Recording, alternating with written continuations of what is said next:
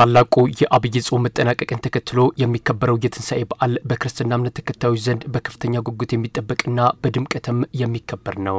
በዓሉን ምክንያት በማድረግ ከወትሮ የተለየ የገበያ እንቅስቃሴ የሚከናወን ሲሆን በተለይም እንደ አዲስ አበባ በመሳሰሉ ከተሞች በዓሉን ለማክበር የሚውሉ ግብአቶች በስፋት ይቀርባሉ። ይህ ታላቅ በዓል ከህገወጥ እንቅስቃሴ በጸዳ መልኩ እንዲከበር በትኩረት እየሰራ መሆኑን የአዲስ አበባ ከተማ ሰላምና ጸጥታ አስተዳደር ቢሮ አስታውቋል። ቢሮው በዓሉ በስኬት እንዲያልፍ የሚያስችል የውይይት መድረክ ከባለድርሻ አካላት ጋር ያካሄደ ሲሆን በከተማ ደረጃ ህጋዊ የግብይት ስርዓት እንዲሰፍን ከማድረግ አንጻር በርካታ ስራዎች መሰራታቸው በመድረኩ ተገልጿል። እንደ ከተማችን እንግዲህ አጠቃላይ ህጋዊ የሆነ የግብይት ስርዓት እንዲፈጠር ከማድረግ አንጻር በርካታ ስራዎች እየተሰሩ ይገኛሉ።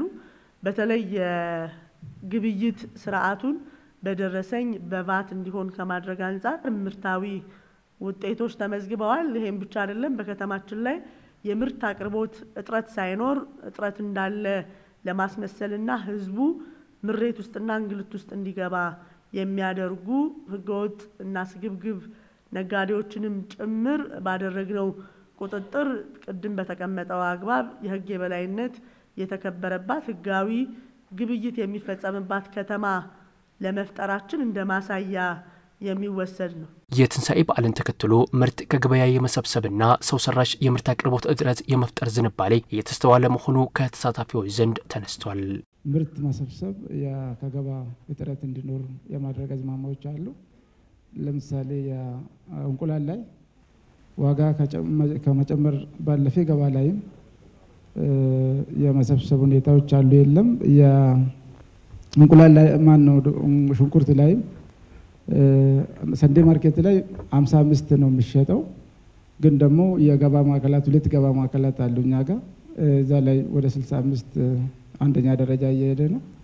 ከዚህ አንፃርም እሱም እጥረት እንዲኖር ለማድረግ እንቅስቃሴዎች አሉና እሱ ላይ እንደ ከተማም ትኩረት ይፈልጋሉ። ሁለቱም ግብአቶች ደግሞ ለበዓሉ ዋና አስፈላጊዎች ስለሆኑ ለማለት ነው። ከአቅርቦት ጋር ተያይዞ ብዙ ችግር አይኖርም፣ ግን ደግሞ አርቲፊሻል የዋጋ ጭማሪዎች ሊኖሩ ይችላሉ ማለት ነው። ይሄንን በቁጥጥር ግብረ ኃይሉ በደንብ ካልሄድንበት በስተቀር በኋላ ላይ ቀደም ሲቀመጥ እንደነበረው ሰዓታት እየተጠበቁ የሚጨመሩ ነገሮች አሉና እዚህ ላይ በደንብ ስትሪክትሊ መስራት አለብን። ከበዓል ጋር ተያይዞ ከገጠር አካባቢ የሚወጡ እንስሳቶች ዝውውርን አስመልክቶ አሁን የተሰሩትን ኮሪደሮች በብዛት ነው ወደ ከተማችን የሚገቡ።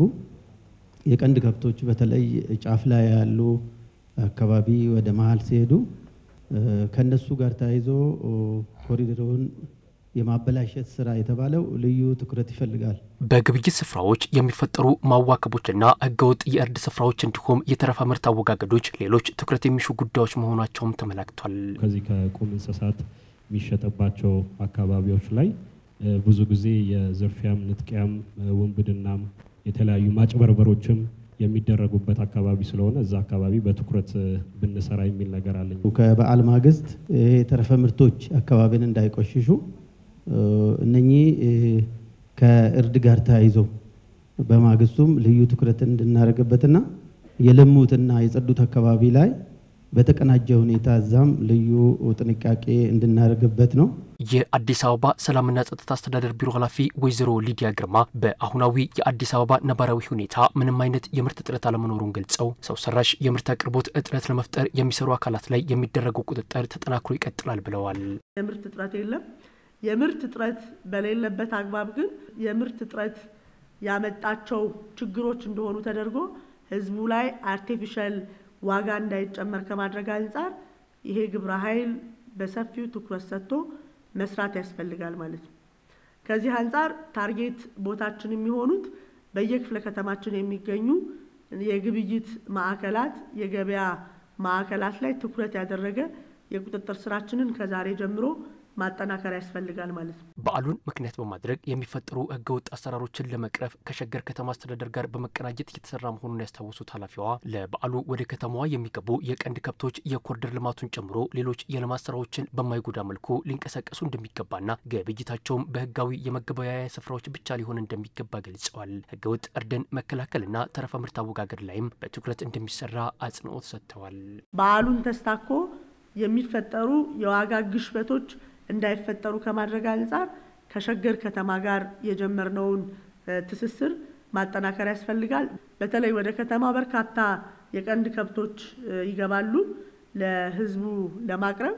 እነኚህ የቀንድ ከብቶች በሁሉም ዳይሬክሽን ሲገቡ በህግና በስርዓት እንዲሆኑ ከማድረግ አንፃር እነኚህ ግብይቶች ይፈጸማሉ ተብለው የተለዩ ቦታዎች ላይ ብቻ ግብይቱ እንዲፈጸም የክትትል የቁጥጥር ስራችን በደንብ መጠናከር ይኖርበታል። ህገወጥ እርድ እንዳይኖር ከማድረግ አንፃር ሰፊ የሆነ ክትትል ቁጥጥር ማድረግ ያስፈልጋል። በዓሉ በስኬት ተከብሮ እንዲጠናቀቅ ሁሉም ባለድርሻ አካል በቅንጅትና በኃላፊነት መስራት እንደሚጠበቅበትም ተመላክቷል።